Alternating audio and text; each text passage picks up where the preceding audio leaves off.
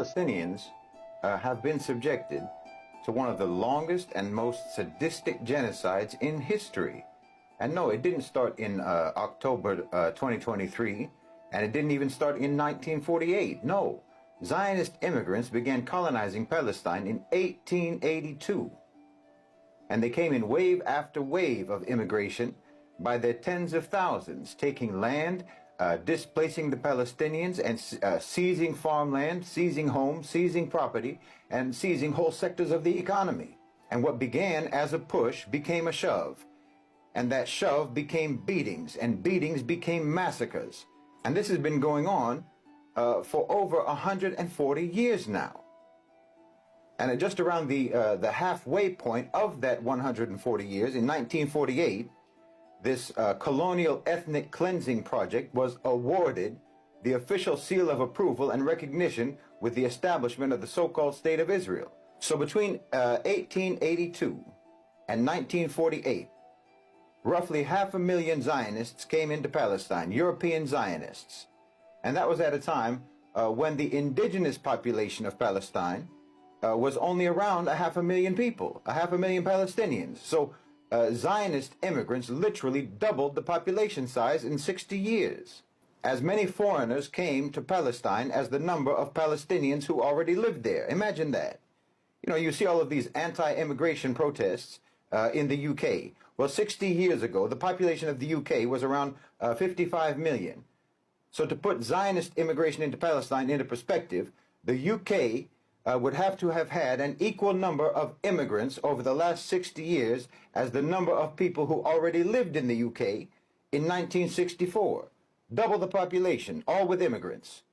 That means take the 55 million British people from 1964 and add another 55 million immigrants. What you have actually had in the UK in the last 60 years is only around 11 million immigrants. That's a 20% increase. Well, in Palestine, it was a 100% increase. And there was no talk about assimilation. Oh, no. The immigrants, the Zionist immigrants, they didn't mean to assimilate with the Palestinians. They didn't speak the language. They didn't work together. They didn't mix. They didn't integrate. They came to take over. They came to conquer Palestine. They didn't come to try to get along. You know, these anti-immigrant protesters in the UK are talking about how supposedly immigrants are taking our jobs. They're talking about how our culture is disappearing, our country is losing its identity, and so on. Well, imagine if your country got hit with a tidal wave of immigrants equal in number to the total number of citizens that you have. And that deluge of foreigners entering your country not only take your jobs, but take your homes, take your land, and they take your whole economy, and they completely shut you out. And then they literally start committing pogroms against your own people in towns, in villages, and so forth, and they take over your agriculture, they take over all your industry, and they start saying that there's no such thing as British people. There's no such thing as English people. Let them all go to Dover. Let the English people all go to Amsterdam. They can go there. They're all white people. They can all be together. And so they drive you out of London. First they drive you out of London. They drive you out of Manchester. You know, they drive you out of every port city, every financial and business center of the UK. Every economic center of the UK. And they push you off into the forest to go live in the hills. You know, English refugees in Scotland living in camps. While you're mad about the little stream of immigrants that you have, and you raise hell over any time some individual immigrant commits a crime, while the rest of them, as you know perfectly well, they do everything possible to try to assimilate and try to integrate and try to contribute to your economy and to your society. Meanwhile, the Zionist immigrants into Palestine committed organized, systematic, brutal mass violence against the Palestinians. And you people who think it's wrong for foreigners to come into your country, even in comparatively small numbers, you absolutely flooded Palestine with immigrants. With violent, hostile, aggressive immigrants, decade after decade after decade for 140 years. So you tell me, what do you think that English people would do? Look at how they act now.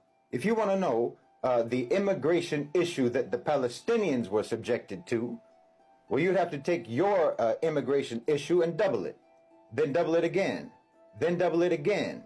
And yes, double it even one more time after that, And then imagine that you have 55 million immigrants in the UK who are armed, who are hostile, and who deny that you even exist or have a right to exist. And you tell me, what do you think that the English would do in that situation? Oh, and then let's say, after you've driven them out, after they've driven you out of London, in fact, they've driven you out of England, and you're just eking out an existence in Wales in refugee camps somewhere, and then the immigrants who came to your country, they decide to start a straight-up genocide, and they kill over 1 million of you in 9 months. Well, that's the equivalent of what's happening now. You know, you lose your minds over a comparatively minor number of immigrants coming into your country. Immigrants that you need anyway, if you want your economy to function at all. But you feel overwhelmed by these immigrants coming into your country, even though they do everything they can to try to get along with you. They do everything they can to try to assimilate with your ways. They learn your language and they contribute to your society and so on. But meanwhile, you fund, you defend, you sponsor, you arm, you train the most violent, vicious, hostile, aggressive immigrants in the world to terrorize Palestine. You're supporting a genocide by immigrants against the Palestinians, while at the same time you're rioting in your own country because you feel that your immigrants over there might get a job instead of you. Honestly, wallahi, you exist in a state of zero moral gravity.